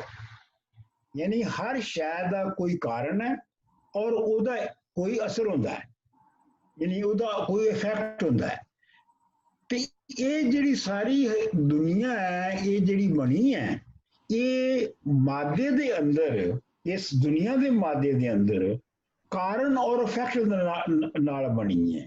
ਉਹਦੇ ਅੰਦਰ ਜਿਹੜੀ ਹੈ ਔਰ ਜਿਹੜੀ ਉਹਦੇ ਅੰਦਰ ਕਾਜ਼ ਔਰ ਇਫੈਕਟ ਦਾ ਆਪਸ ਦੇ ਵਿੱਚ ਜਿਹੜਾ ਅੱਗੇ ਵਧ ਰਿਹਾ ਹੈ ਅਸੂਲ, ਉਹਦੇ ਉੱਤੇ ਜਿਹੜੀ ਹੈ ਇਹ ਵਧੀ ਹੈ। ਅੱਛਾ, ਜਿਹੜਾ ਸਾਂਖਿਆਵਾਦ ਹੈ, ਇਹਦੇ ਵਿੱਚ ਬੜਾ ਹੀ ਦਿਲਚਸਪ ਗੱਲ ਇਹ ਹੈਗੀ ਹੈ ਕਿ ਇਹਦੇ ਵਿੱਚ ਜਿਹੜਾ ਮੁੱਢਲਾ ਅਸੂਲ ਹੈ, ਯਾਨੀ ਮੁੱਢਲਾ ਜਿਹੜਾ ਕਾਜ਼ ਔਰ ਇਫੈਕਟ ਦਾ ਅਸੂਲ ਹੈ, ਉਹਨੂੰ ਕਹਿੰਦੇ ਨੇ ਪ੍ਰਧਾਨ। ਹੁਣ ਦੇਖੋ, ਪ੍ਰਧਾਨ ਜਿਹੜਾ ਹੈ ਉਹ ਪੰਜਾਬੀ ਦਾ ਲਫ਼ਜ਼ ਹੈ। ਪ੍ਰਧਾਨ ਦਾ ਮਤਲਬ ਹੈ ਲੀਡਰ। ਅੱਜ ਵੀ ਜਿਹੜਾ ਪਿੰਡਾਂ ਦੇ ਵਿੱਚ ਪ੍ਰਧਾਨ ਚੌਧਰੀ ਲਈ ਜਾਂ ਕਿਸੇ ਵੀ ਆਗੂ ਲਈ ਲਫ਼ਜ਼ ਪ੍ਰਧਾਨ ਬੋਲਿਆ ਜਾਂਦਾ ਹੈ। ਤੇ ਸਾਂਖਿਆ ਦੇ ਵਿੱਚ ਵੀ ਜਿਹੜਾ ਮੁੱਢਲਾ ਜਿਹਦੇ ਤਹਿਤ ਸਭ ਕੁਝ ਚੱਲਦਾ ਹੈ, ਉਹਨੂੰ ਕਹਿੰਦੇ ਨੇ ਪ੍ਰਧਾਨ ਪ੍ਰਿੰਸੀਪਲ। ਠੀਕ ਹੈ ਜੀ। ਅੱਛਾ, ਸਾਂਖਿਆ ਦੇ ਵਿੱਚ ਮੰਨਿਆ ਜਾਂਦਾ ਹੈ ਕਿ ਜਿਹੜਾ ਮੁੱਢਲੇ ਅਸੂਲ ਦੇ ਤਹਿਤ ਜਿਹੜੀ ਇੱਕ ਤੇ ਫਿਤਰਤ ਹੈ, ਜਿਹਨੂੰ ਪ੍ਰਾਕਿਰਤੀ ਕਹਿੰਦੇ ਨੇ। ਠੀਕ ਹੈ ਜੀ। ਤੇ ਦੂਜਾ ਪੁਰਸ਼ ਹੈ। ਪੁਰਸ਼ ਦਾ ਮਤਲਬ ਹੈ ਬੰਦਾ। ਇਹ ਤੇ ਪੰਜਾਬੀ ਦੇ ਵਿੱਚ ਵੀ ਉਹਨੂੰ ਪੁਰਸ਼ ਹੀ ਕਹਿੰਦੇ ਨੇ। ਤੇ ਇਹ ਮੰਨਿਆ ਜਾਂਦਾ ਹੈ ਕਿ ਜਿਹੜੀਆਂ ਇਹ ਦੋ ਹਕੀਕਤਾਂ ਨੇ, ਪ੍ਰਾਕਿਰਤੀ ਯਾਨੀ ਫਿਤਰਤ ਤੇ ਪੁਰਸ਼ ਜਿਹੜਾ ਬੰਦਾ ਹੈ, ਇਹ ਜਿਹੜਾ ਇਹ ਫਿਤਰਤ ਜਿਹੜੀ ਹੈ ਉਹ ਇੱਕ ਬੇਨਾਮ ਨੇਮਲੈਸ ਮਾਦਾ ਹੈ। ਕੋਈ ਸੁਰਤ ਨਹੀਂ ਹੈਗੀ, ਉਹਦੇ ਵਿੱਚ ਕੋਈ ਕੌਨਸ਼ੀਅਸਨੈਸ ਨਹੀਂ ਹੈਗੀ। ਉਹ ਖੁਦ ਬਖੁਦ ਇੱਕ ਖਾਸ ਅਸੂਲ ਦੇ ਤਹਿਤ ਚਲੀ ਜਾ ਰਹੀ ਹੈ। ਠੀਕ ਹੈ, ਮਕੈਨਿਕਲੀ ਚਲੀ ਜਾ ਰਹੀ ਹੈ। ਲੇਕਿਨ ਜਿਹੜਾ ਪੁਰਸ਼ ਹੈ ਉਹਦੇ ਵਿੱਚ ਸੁਰਤ ਹੈ, ਔਰ ਉਹਦੀਆਂ ਹਜ਼ਾਰ ਸੂਰਤਾਂ ਨੇ ਪੁਰਸ਼ ਦੀਆਂ। ਜਿਹੜਾ ਪ੍ਰਾਕਿਰਤੀ ਹੈ ਜਾਂ ਫਿਤਰਤ ਹੈ, ਉਹਦੀ ਇੱਕ ਹੀ ਸੂਰਤ ਹੈ, ਲੇਕਿਨ ਜਿਹੜਾ ਪੁਰਸ਼ ਹੈ ਉਹਦੀਆਂ ਕਈ ਸੂਰਤਾਂ ਨੇ। ਔਰ ਇਸੇ ਵਾਸਤੇ ਹਰ ਬੰਦਾ ਜਿਹੜਾ ਬੰਦਾ ਹੈ, ਇਹ ਪੁਰਸ਼ ਦੀ ਜਿਹੜੀ ਹੈ ਉਹ ਖਸੀਅਤ ਹੈ। ਠੀਕ ਹੈ ਜੀ। ਅੱਛਾ, ਉਹਨਾਂ ਨੇ ਜਿਹੜੇ ਸਾਂਖਿਆਵਾਦ ਵਾਲੇ ਨੇ, ਉਹਨਾਂ ਨੇ ਇਸ ਅਸੂਲ ਨੂੰ ਵਾਜ਼ੇ ਕਰਨ ਲਈ ਉਹਨਾਂ ਨੇ ਕਿਹਾ ਜੀ ਕਿ ਪੰਜ ਤਰੀਕੇ ਦੇ ਨਾਲ ਇਹਨੂੰ ਵੇਖਿਆ ਜਾ ਸਕਦਾ ਹੈ। ਇਸ ਜਿਹੜੀ ਹੈ ਆਪਣੀ ਕਾਜ਼ ਔਰ ਇਫੈਕਟ ਦੇ ਅਸੂਲ ਨੂੰ। ਇਹ ਕਿਉਂ ਕਾਜ਼ ਔਰ ਇਫੈਕਟ ਨਾਲ ਬਣਿਆ ਹੈ, ਇਹਨੂੰ ਸਾਬਤ ਉਹਨਾਂ ਨੇ 5 ਤਰ੍ਹਾਂ ਦੀਆਂ ਸ਼ਰਤਾਂ ਰੱਖੀਆਂ। ਉਹਨਾਂ ਨੇ ਕਿਹਾ ਕਿ ਜੀ ਪਹਿਲੀ ਗੱਲ ਤੇ ਇਹ ਹੈਗੀ ਹੈ ਕਿ ਕਿਸੇ ਨਾਮੌਜੂਦ ਚੀਜ਼ ਚੋਂ ਮੌਜੂਦ ਪੈਦਾ ਨਹੀਂ ਹੋ ਸਕਦਾ। ਓਕੇ। ਯਾਨੀ ਐਸੀ ਚੀਜ਼ ਜਿਹੜੀ ਖੁਦ ਕੁਛ ਐਗਜ਼ਿਸਟ ਨਹੀਂ ਕਰਦੀ, ਉਹਦੇ ਵਿੱਚੋਂ ਐਗਜ਼ਿਸਟੈਂਸ ਨਹੀਂ ਪੈਦਾ ਹੋ ਸਕਦੀ। ਇਸ ਵਾਸਤੇ ਇਹ ਲਾਜ਼ਮੀ ਹੈ ਕਿ ਪਹਿਲੇ ਕੁਝ ਐਗਜ਼ਿਸਟ ਕਰਦਾ ਹੋਏਗਾ ਤੇ ਉਹਦੇ ਵਿੱਚੋਂ ਹੀ ਕੁਝ ਐਗਜ਼ਿਸਟ ਕਰੇਗਾ। This is very interesting. ਹਾਂਜੀ, ਇਹ ਜਿਹੜੀ ਹੈ ਕਿ ਨਥਿੰਗ ਦੇ ਵਿੱਚੋਂ, ਨਥਿੰਗਨੈਸ ਦੇ ਵਿੱਚੋਂ ਥਿੰਗਨੈਸ ਪੈਦਾ ਨਹੀਂ ਹੋ ਸਕਦੀ। ਮਿਸਾਲ ਦੀ ਤੋਂ ਮਿਸਾਲ ਦਿੰਦੇ ਨੇ ਕਿ ਰੇਤ ਵਿੱਚੋਂ ਤੇਲ ਨਹੀਂ ਬਣ ਸਕਦਾ। ਅੱਛਾ, ਦੂਜੀ ਜਿਹੜੀ ਹੈ ਉਹ ਖਾਸ ਤਰ੍ਹਾਂ ਦੇ ਜਿਹੜੇ ਕਾਰਨ ਨੇ ਉਹ ਹਮੇਸ਼ਾ ਖਾਸ ਤਰ੍ਹਾਂ ਦੇ ਹੀ ਅਸਰ ਪੈਦਾ ਕਰਨਗੇ। ਯਾਨੀ ਖਾਸ ਤਰ੍ਹਾਂ ਜਿਹੜੀਆਂ ਕਾਜ਼ਜ਼ ਨੇ ਉਹਨਾਂ ਦੇ ਇਫੈਕਟ ਜਿਹੜੇ ਨੇ ਉਹ ਵੀ ਖਾਸ ਤਰ੍ਹਾਂ ਦੇ ਹੀ ਹੋਣਗੇ, ਉਹ ਤੋਂ ਵੱਖਰੇ ਨਹੀਂ ਹੋ ਸਕਦੇ। ਮਿਸਾਲ ਦੇ ਤੌਰ ਤੇ ਜਿਹੜਾ ਘਾਹ ਹੈ, ਘਾਹ ਤੋਂ ਮੱਖਣ ਨਹੀਂ ਬਣ ਸਕਦਾ। ਨਹੀਂ, ਠੀਕ ਹੈ, ਘਾਹ ਤੋਂ ਘਾਹ ਠੀਕ ਹੈ ਨਾ, ਘਾਹ ਤੋਂ ਮੱਖਣ ਨਹੀਂ ਬਣ ਸਕਦਾ। ਤੇ ਆਪਣਾ ਹਰ ਸ਼ੈ ਜਿਹੜੀ ਪੈਦਾ ਹੁੰਦੀ ਹੈ ਉਹ ਆਪਣੇ ਆਪਣੇ ਕਾਜ਼ਜ਼ ਦੇ ਨਾਲ ਹੁੰਦੀ ਹੈ। ਘਾਹ ਦੇ ਨਾਲ ਸੋਨਾ ਚਾਂਦੀ ਵੀ ਨਹੀਂ ਬਣ ਸਕਦਾ, ਉਹ ਵੀ ਕਿਸੇ ਕਾਜ਼ ਦੇ ਨਾਲ ਬਣਦੀ ਹੈ। ਅੱਛਾ, ਇਹਦਾ ਮਤਲਬ ਇਹ ਹੈ ਕਿ ਤੀਜੀ ਹੋਏਗੀ ਹਰ ਸ਼ੈ ਹਰ ਤਰ੍ਹਾਂ ਨਾਲ ਪੈਦਾ ਨਹੀਂ ਹੋ ਸਕਦੀ। ਯਾਨੀ ਹਰ ਸ਼ੈ ਜਿਹੜੀ ਕੋਈ ਵੀ ਚੀਜ਼ ਪੈਦਾ ਹੁੰਦੀ ਹੈ ਉਹ ਹਰ ਤਰੀਕੇ ਨਾਲ ਪੈਦਾ ਨਹੀਂ ਹੋ ਸਕਦੀ। ਉਹਦਾ ਇੱਕ ਆਪਣਾ ਕ੍ਰੀਏਸ਼ਨ ਦਾ ਪ੍ਰੋਸੈਸ ਹੈ, ਉਹ ਉਹੀ ਪ੍ਰੋਸੈਸ ਫੋਲੋ ਹੋਏਗਾ। ਸੋਨਾ ਵਾ ਜਾਂ ਕੋਇਲਾ ਵਾ ਤੇ ਸੋਨੇ ਜਾਂ ਕੋਇਲੇ ਦੇ ਬਣਨ ਦਾ ਇੱਕ ਆਪਣਾ ਖਾਸ ਕਾਜ਼ ਔਰ ਇਫੈਕਟ ਦਾ ਤਰੀਕਾ ਹੋਏਗਾ। ਤੁਸੀਂ ਇਹ ਨਹੀਂ ਕਰ ਸਕਦੇ ਕਿ ਸੋਨੇ ਨੂੰ ਕਿਸੇ ਹੋਰ ਤਰੀਕੇ ਨਾਲ ਬਣਾ ਲਓ। ਇਹ ਤੁਹਾਨੂੰ ਪਤਾ ਨਾ ਕਿ ਸਾਡੇ ਆ ਬਹੁਤ ਸਾਰੇ ਪੁਰਾਣੇ ਹਕੀਮ ਤੇ ਇਹ ਜਿਹੜੇ ਸਨ ਇਹ ਲੱਗੇ ਰਹਿੰਦੇ ਸਨ ਕਿ ਜੀ ਤਾਂਬੇ ਤੋਂ ਅਸੀਂ ਸੋਨਾ ਬਣਾਉਣਾ। ਇਹ ਬੜਾ ਠਰਕ ਹੁੰਦਾ ਸੀਗਾ ਇਹ ਪਿੰਡਾਂ ਦੇ ਵਿੱਚ ਔਰ ਸ਼ਹਿਰਾਂ ਦੇ ਵਿੱਚ ਵੀ, ਔਰ ਬੜਾ ਹਜ਼ਾਰਾਂ ਬੰਦਾ ਜਿਹੜਾ ਹੈ ਉਹ ਇਸ ਗੱਲ ਦੇ ਪਿੱਛੇ ਲੱਗਾ ਹੁੰਦਾ ਸੀਗਾ ਕਿ ਅਸੀਂ ਤਾਂਬੇ ਤੋਂ ਸੋਨਾ ਬਣਾ ਕੇ ਛੱਡਣਾ। ਤੇ ਮਤਲਬ ਇਹ ਕਹਿ ਰਹੇ ਨੇ ਜਿਹੜੇ ਸਾਖਿਆ ਵਾਲੇ ਨੇ, ਇਹ ਕਹਿ ਰਹੇ ਨੇ ਕਿ ਹਰ ਸ਼ੈ ਹਰ ਤਰੀਕੇ ਨਾਲ ਪੈਦਾ ਨਹੀਂ ਹੋ ਸਕਦੀ, ਹਰ ਸ਼ੈ ਇੱਕ ਖਾਸ ਤਰੀਕੇ ਨਾਲ ਪੈਦਾ ਹੁੰਦੀ ਹੈ। ਚੌਥਾ ਉਹ ਕਹਿੰਦੇ ਨੇ ਜੀ ਕਾਰਨ ਦੇ ਅੰਦਰ ਅਸਰ ਬਣਨ ਦੀ ਅਹਿਲੀਅਤ ਹੁੰਦੀ ਹੈ। ਹਰ ਕਾਰਨ ਦੇ ਅੰਦਰ ਆਪਣਾ ਇੱਕ ਅਸਰ ਬਣਨ ਦੀ ਇੱਕ ਅਹਿਲੀਅਤ ਹੁੰਦੀ ਹੈ। ਜਿਵੇਂ ਮਿੱਟੀ ਹੈ, ਮਿੱਟੀ ਵਿੱਚ ਬਰਤਨ ਬਣਨ ਦੀ ਅਹਿਲੀਅਤ ਹੈਗੀ ਹੈ। ਠੀਕ ਹੈ, ਬਿਲਕੁਲ। ਅਗਰ ਮਿੱਟੀ ਵਿੱਚ ਬਰਤਨ ਬਣਨ ਦੀ ਅਹਿਲੀਅਤ ਨਾ ਹੋਵੇ ਤੇ ਉਹ ਬਰਤਨ ਨਹੀਂ ਬਣ ਸਕਦੀ। ਉਹ ਚੂੰਕਿ ਉਹਦੇ ਵਿੱਚ ਮਿੱਟੀ ਵਿੱਚ ਬਰਤਨ ਬਣਨ ਦੀ ਅਹਿਲੀਅਤ ਹੈ, ਉਸ ਅਹਿਲੀਅਤ ਨੂੰ ਇਸਤੇਮਾਲ ਕਰਦਿਆਂ ਹੋਇਆਂ ਘੁਮਾਰ ਜਿਹੜਾ ਹੈ ਉਹ ਤੋਂ ਬਰਤਨ ਬਣਾਉਂਦਾ ਹੈ। ਠੀਕ ਹੈ ਜੀ, ਇਹ ਚੌਥਾ ਅਸੂਲ ਹੈ। ਪੰਜਵਾਂ ਅਸੂਲ ਇਹ ਹੈ ਕਿ ਹਰ ਸ਼ੈ ਤੋਂ ਉਸੇ ਤਰ੍ਹਾਂ ਦੀ ਚੀਜ਼ ਪੈਦਾ ਹੋ ਸਕਦੀ ਹੈ, ਹਰ ਇੱਕ ਸ਼ੈ ਤੋਂ ਉਸੇ ਤਰ੍ਹਾਂ ਦੀ ਸ਼ੈ ਪੈਦਾ ਹੋ ਸਕਦੀ ਹੈ ਜਿਸ ਤਰ੍ਹਾਂ ਦਾ ਉਹਦਾ ਮਾਦਾ ਹੋਵੇ। ਮਤਲਬ ਜੇ ਬੰਦਾ ਮਾਦੇ ਵਿੱਚੋਂ ਪੈਦਾ ਹੋਇਆ ਤੇ ਉਹ ਮਾਦੀ ਹੀ ਹੈ। ਜੇ ਬੰਦਾ ਮਾਦੀ ਪੈਦਾ ਹੋਇਆ ਉਹਦੀ ਉਹ ਕੈਰੈਕਟਰਿਸਟਿਕ ਉਸ ਨਵੀਂ ਕ੍ਰੀਏਸ਼ਨ ਦੇ ਵਿੱਚ ਆ ਗਏ ਨੇ। ਹਾਂਜੀ, ਮਤਲਬ ਸਾਊਂਡਸ ਵੈਰੀ ਅੱਛਾ। ਜਿਸ ਤਰ੍ਹਾਂ ਪਹਿਲੇ ਤੰਤਰਵਾਦ ਵਾਲੇ ਤੇ ਗੱਲ ਕਰ ਰਹੇ ਸਾਂ, ਪੰਜ ਮੀਮਾਂ ਤੇ ਬਲਕਿ ਗੱਲ ਕਰ ਰਹੇ ਸਾਂ ਕਿ ਉਹ ਮੈਂ ਉਦੋਂ ਹੀ ਕਿਹਾ ਸੀ ਕਿ ਹੁਣ ਉਹਦੀ ਰੈਲੀਵੈਂਸ ਅੱਜ ਦੇ ਦੌਰ ਨਹੀਂ ਹੈ, ਲੇਕਿਨ ਇਹਦੀ ਲੱਗ ਰਹੀ ਹੈ ਇਹਦੇ ਚ ਬਹੁਤ ਮਜ਼ੇਦਾਰ ਅਸੂਲ ਐਸੇ ਨੇ ਜੋ ਕਿ ਤੁਹਾਨੂੰ ਅੱਜ ਮਤਲਬ ਇਹ ਜਿਹੜਾ ਲਾਸਟ ਪੁਆਇੰਟ ਹੈ ਇਹ DNA ਪ੍ਰੂਵਸ ਦੈਟ। ਬਿਲਕੁਲ ਮਤਲਬ ਇਹ ਹੈ ਕਿ ਹੁਣ ਸਾਬਤ ਹੋ ਰਿਹਾ ਹੈ ਕਿ ਜੋ ਕਹਿ ਰਹੇ ਸਨ, ਜਿਹੜੇ ਅਸੂਲ ਉਹ ਦੱਸ ਰਹੇ ਸਨ, ਉਹ ਅਸੂਲ ਨਵੀਂ ਸਾਇੰਸ ਨੇ ਉਂਝ ਹੀ ਸਾਬਤ ਕੀਤੇ ਨੇ। ਤੇ ਮਤਲਬ ਇਹ ਹੈ ਕਿ ਇਸ ਵਾਸਤੇ ਉਹਨਾਂ ਨੇ ਕਿਹਾ ਇਹਨਾਂ ਅਸੂਲਾਂ ਦੀ ਬੁਨਿਆਦ ਦੇ ਉੱਤੇ ਸਾਖੀਆ ਵਾਲਿਆਂ ਨੇ ਇਹ ਕਿਹਾ ਕਿ ਇਹ ਜਿਹੜਾ ਸੰਸਾਰ ਹੈ ਸਾਡੇ ਸਾਹਮਣੇ, ਜਿਹੜਾ ਮਾਦੀ ਸੰਸਾਰ ਹੈ, ਇਹੋ ਹੀ ਹਕੀਕਤ ਹੈ, ਇਹੋ ਹੀ ਹਕੀਕਤ ਹੈ ਔਰ ਇਸ ਤੋਂ ਬਾਹਰ ਕੋਈ ਹਕੀਕਤ ਨਹੀਂ ਹੈ। ਮਤਲਬ ਇਹ ਹੈ ਕਿ ਮਿਸਾਲ ਦੇ ਤੌਰ ਤੇ ਉਹ ਕਹਿੰਦੇ ਨੇ ਕਿ ਜਿਹੜਾ ਖੁਦਾ ਹੈ, ਖੁਦਾ ਦਾ ਜਿਹੜਾ ਤਸੱਵਰ ਹੈ, ਅਗਰ ਖੁਦਾ ਜਿਹੜਾ ਹੈ ਉਹਨੂੰ ਤੁਸੀਂ ਕਹਿੰਦੇ ਹੋ ਕਿ ਉਹਨੇ ਜਹਾਨ ਨੂੰ ਪੈਦਾ ਕੀਤਾ, ਤੇ ਉਹ ਕਹਿੰਦੇ ਨੇ ਕਿ ਫਿਰ ਤੁਸੀਂ ਇਹ ਦੱਸੋ ਕਿ ਉਹ ਉਸ ਕਰਨ ਤੋਂ ਪਹਿਲੇ ਕਿੱਥੇ ਸੀਗਾ, ਮਤਲਬ ਇਸ ਨੂੰ ਬਣਾਉਣ ਤੋਂ ਪਹਿਲੇ ਕਿੱਥੇ ਸੀਗਾ ਔਰ ਇਸ ਨੂੰ ਬਣਾਉਣ ਤੋਂ ਬਾਅਦ ਕਿੱਥੇ ਗਿਆ ਉਹ। ਮਤਲਬ ਉਹਨਾਂ ਦੇ ਮਾਦੀ ਅਸੂਲ ਦੇ ਮੁਤਾਬਕ ਇਹ ਮੁਮਕਿਨ ਨਹੀਂ ਹੈਗਾ। ਮਾਦੀ ਅਸੂਲ ਦੇ ਮੁਤਾਬਕ ਇਹੋ ਹੀ ਹੈ ਕਿ ਜਿਹੜਾ ਪ੍ਰਧਾਨ ਅਸੂਲ ਇਹੋ ਹੀ ਹੈ ਕਿ ਹਰ ਸ਼ੈ ਕਾਰਨ ਔਰ ਉਹਦੇ ਅਸਰ ਦੇ ਅਮਲ ਦੇ ਵਿੱਚ ਰਵੇਗੀ। ਠੀਕ ਹੈ। ਅੱਛਾ, ਤੁਸੀਂ ਅਗੇਨ ਮੈਂ ਗੋਇੰਗ ਬੈਕ ਕਿ ਤਾਓਇਜ਼ਮ ਔਰ ਤੰਤਰਵਾਦ ਦੀ ਅਸੀਂ ਗੱਲ ਕਰ ਲਈ ਹੈ ਤੇ ਉਹ ਬਹੁਤ ਹੀ ਇਨੀਸ਼ੀਅਲ ਸਟੇਜਸ ਦੀ ਗੱਲ ਕਰ ਰਹੇ ਨੇ ਜਿੱਥੋਂ ਜਾਦੂ ਟੂਣੇ ਤੋਂ ਸ਼ੁਰੂ ਹੋਇਆ ਕੰਮ।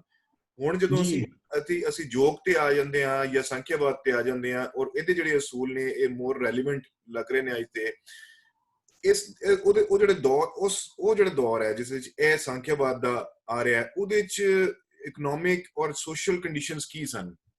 ਇਹ ਹੋਇਆ ਨਾ ਕਿ ਜਦੋਂ ਜਿਹੜੀ ਪਹਿਲਾ ਪੀਰੀਅਡ ਸੀ ਨਾ, ਜਿਹੜਾ ਪਿਓਰ ਤੰਤਰਵਾਦ ਦਾ ਪੀਰੀਅਡ ਸੀ, ਉਹ ਤੰਤਰਵਾਦ ਉਹ ਪੀਰੀਅਡ ਸੀ ਜਦੋਂ ਪੈਦਾਵਾਰੀ ਜ਼ਰਾਏ ਜਾਂ ਜ਼ਰਾਤ ਜਿਹੜੀ ਸੀ ਉਹ ਬਹੁਤ ਹੀ ਮੁੱਢਲੀ ਸਤਹ ਤੇ ਸੀ, ਅਜੇ ਲੱਕੜੀ ਨਾਲ ਜਾਂ ਫਾਉੜਿਆਂ ਨਾਲ ਹੀ ਹੋ ਰਹੀ ਸੀ।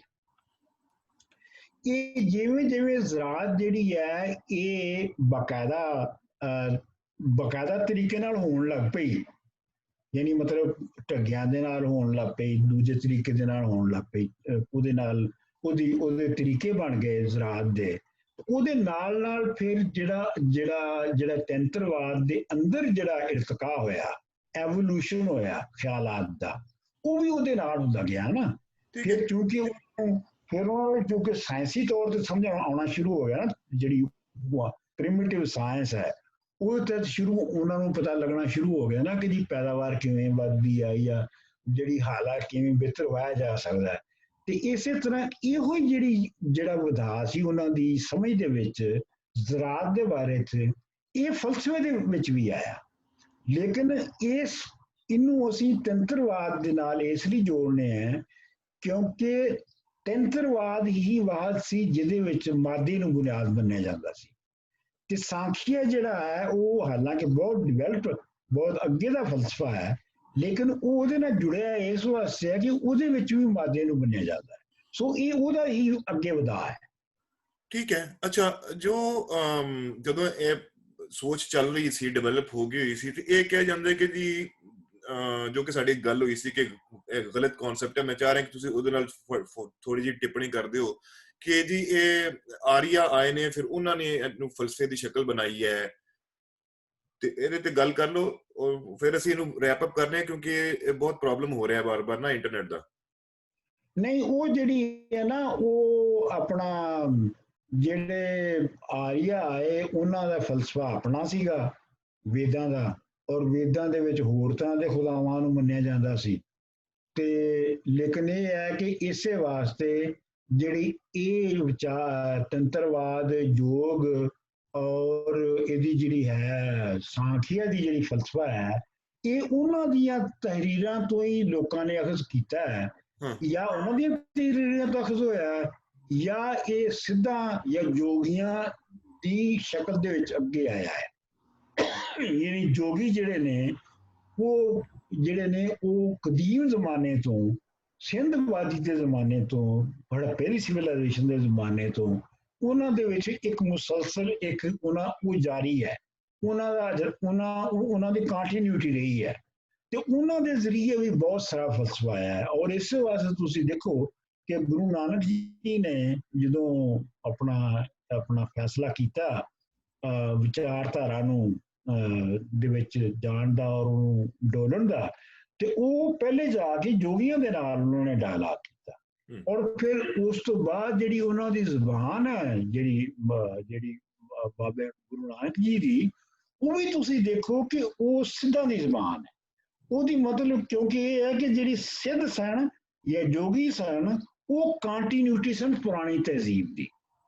ਅੱਛਾ, ਇੱਥੇ ਮੈਂ ਇੱਕ ਗੱਲ ਕਰਕੇ ਜਿਹੜੀ ਹੈ ਉਹਨੂੰ ਉੱਥੇ ਅਸੀਂ ਮੁਕਾ ਲੈਂਦੇ ਹਾਂ। ਉਹ ਮੈਂ ਕਹਿੰਦਾ ਕਿ ਇਹ ਜਿਹੜੀ ਵਹਾਦਤ ਦੀ ਜਿਹੜੀ ਸ਼ਕਲ ਜਿਹੜੀ ਉਸ ਵੇਲੇ ਪੈਦਾ ਹੋਈ ਸੀ, ਜਿਹੜੀ ਸਾਂਖੀਆ ਵਿੱਚ ਤੰਤਰਵਾਦ ਦੇ ਵਿੱਚ ਆਈ ਹੈ, ਇਹ ਕੰਟੀਨਿਊ ਰਹੀ ਹੈ। ਇਹ ਵੈਸਟਰਨ ਫਿਲਾਸਫੀ ਦੇ ਵਿੱਚ ਵੀ ਫਿਰ ਅੱਗੇ ਜਾ ਕੇ 16ਵੀਂ ਸਦੀ 'ਚ ਅਸੀਂ ਦੇਖਦੇ ਹਾਂ ਕਿ ਸਪੀਨੋਜ਼ਾ ਔਰ ਬਾਕੀਆਂ ਦੇ ਵਿੱਚ ਆਈ ਹੈ, ਔਰ ਪੰਜਾਬੀ ਫਲਸਫੇ ਦੇ ਵਿੱਚ ਔਰ ਉਰਦੂ ਫਲਸਫੇ ਦੇ ਵਿੱਚ ਵੀ ਜਿਹੜੀ ਆ ਉਰਦੂ ਸ਼ਾਇਰੀ ਦੇ ਵਿੱਚ ਵੀ ਗਾਲਬ ਦੀ ਸੂਰਤ ਦੇ ਵਿੱਚ ਜਿਹੜੀ ਆ ਉਹ ਸਾਹਮਣੇ ਆਉਂਦੀ ਹੈ।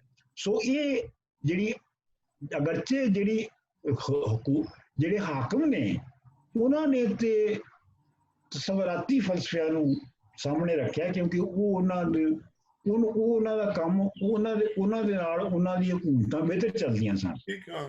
ਜਿਹੜੇ ਆਮ ਲੋਕ ਸਨ, ਜਿਹੜੀ ਲੋਕਾਈ ਸੀ, ਉਹ ਜਿਹੜੀ ਹੈ ਉਹ ਇਹਨਾਂ ਫਲਸਫਿਆਂ ਨੂੰ ਹੀ ਮੰਨਦੀ ਸੀ।